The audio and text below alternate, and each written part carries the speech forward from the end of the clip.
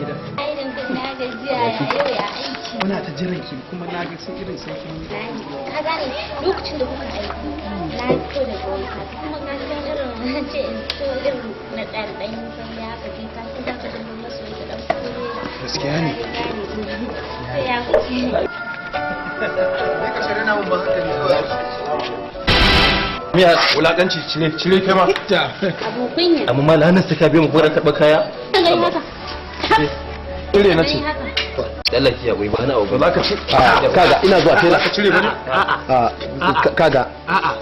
Da ka san zaka wulakanta mi dace kai ma haka. Ya gode wa Allah. Kai Wannan kaya dai ba na ku bane, kaya na ne. Ku cire, ku ba mu kayan mu tafi da su. Tela. Ba za ku cire ba? za mu ci.